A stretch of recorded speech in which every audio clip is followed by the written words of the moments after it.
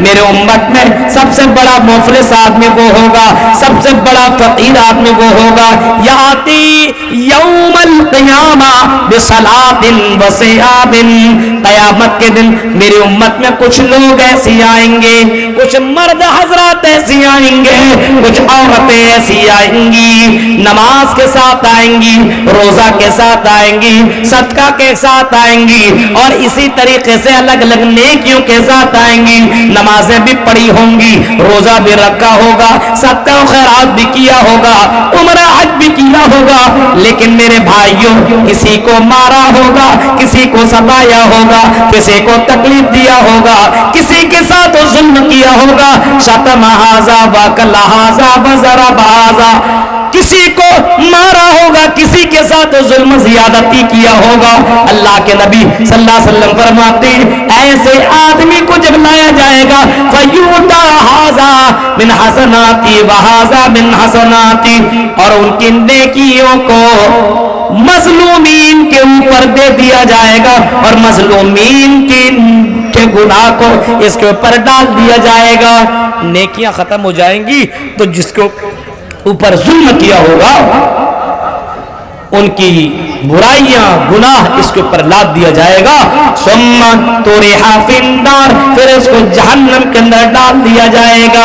او میرے بھائیوں, اپنے بھائیوں کے اوپر ظلم کرنے والوں, اور یہاں پہ بہت ساری عورتیں بھی ہوں گی, ساس بنی ہے اور اپنی بہوؤں کے اوپر ظلم کیا کرتی ہے.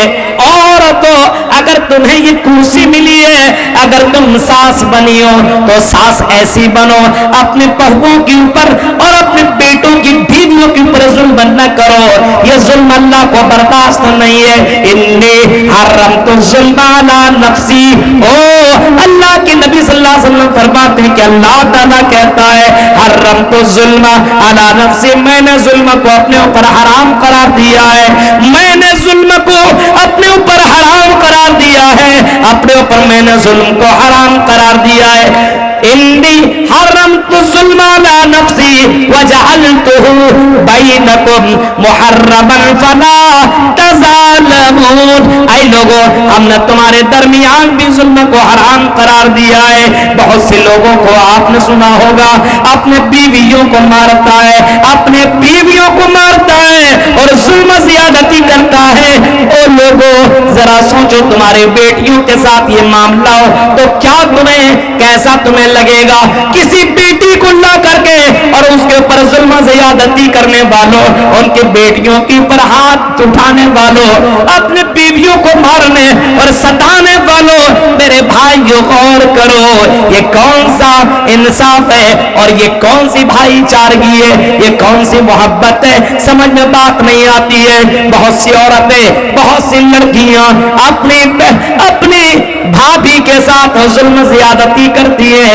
میرے پیارے ساتھیوں, یہ ظلم اللہ تعالیٰ کو برداشت نہیں ہے. سب سے بڑا مفلس, سب سے بڑا فقیر وہ ہے نماز کے ساتھ ظلم کرے, نماز کے ساتھ کسی کے اوپر اتیاچار کرے, کسی کے ساتھ انیائی کرے, کسی کے ساتھ ناانصافی کرے. یہ سب سے بڑا فقیر اور سب سے بڑا بدقسمت انسان ہے میرے بھائیوں. سب سے بڑا کہ انسان نماز روزہ حج سب کچھ کرے اور اتنا بڑا ظلم کرے, یہ اللہ تعالیٰ کو برداشت نہیں ہو ہی نہیں سکتا ہے. کسی کو تکلیف دے اور جنت میں چلا جائے, یہ ہو ہی نہیں سکتا ہے, یہ ہو نہیں سکتا ہے. لا يدخل الجنہ, ایسے لوگ جنت میں نہیں جائیں گے. او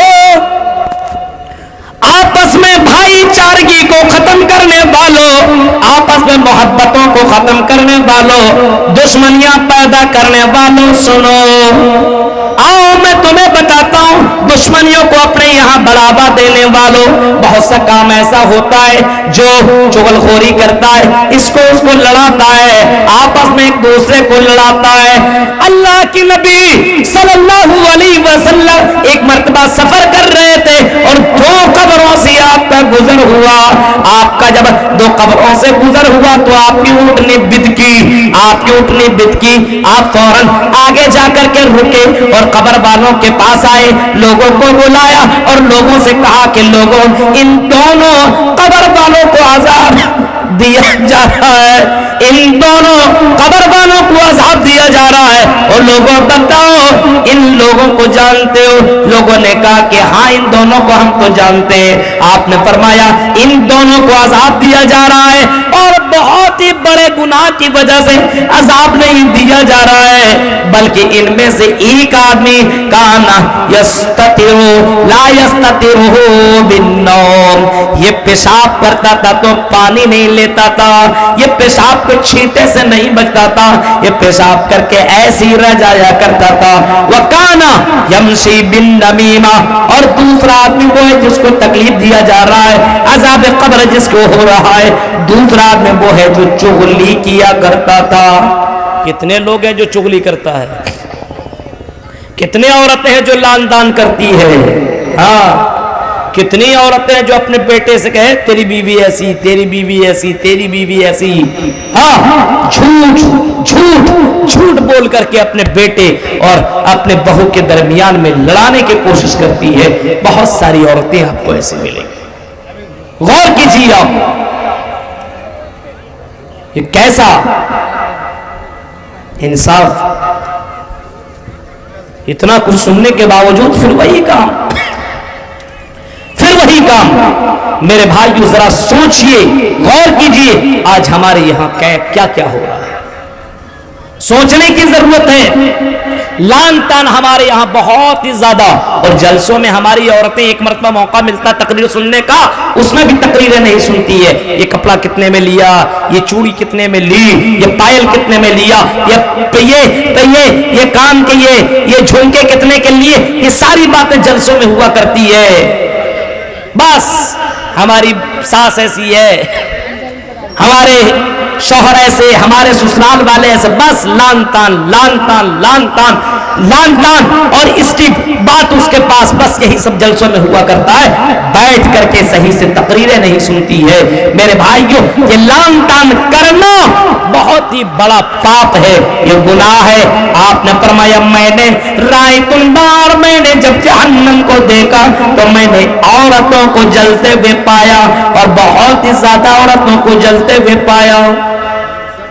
پوچھا گیا اے اللہ کی نبی بتائیے یہ عورتیں کیوں جل رہی تھی؟ آپ نے جواب دیا تکسرن اللان و تکفرن العشیر، عورتیں زیادہ تر لان تان کیا کرتی ہیں، ایک دوسرے کے چغل خوری زیادہ کیا کرتی ہیں، لان تان زیادہ کیا کرتی ہے۔ یہ لان تان کرنے والی ہو اور یہ لان تان کرنے والوں سنو، یہ لان تان کرنے والا جنت میں جا نہیں سکتا ہے۔ لان تان سے بچو، یہ چغل خوری سے بچو۔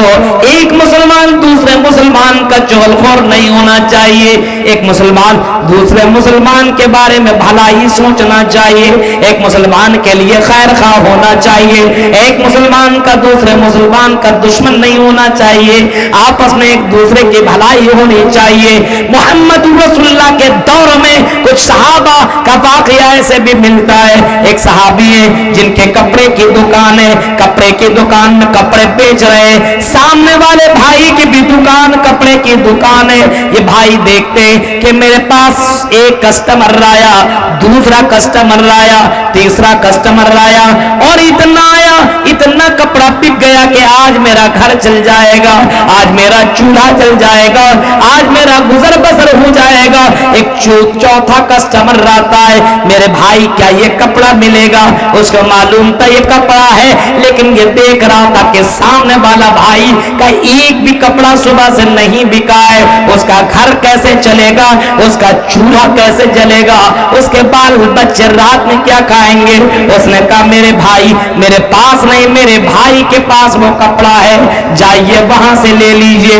یہ بھائی چارہ آج ہمارے یہاں ختم ہو گیا ہے، یہ محبت ہمارے یہاں ختم ہو چکی ہے۔ میرے بھائیو فاصبحتم بنعمتی اخوانا، میرے بھائیو اللہ کہتا ہے او میرے بندو، اللہ کے فضل و کرم سے، اللہ کے فضل و کرم سے، اللہ کے فضل و کرم سے تم آپس میں بھائی بھائی بن گئے ہو، بھائی بھائی بن گئے ہو۔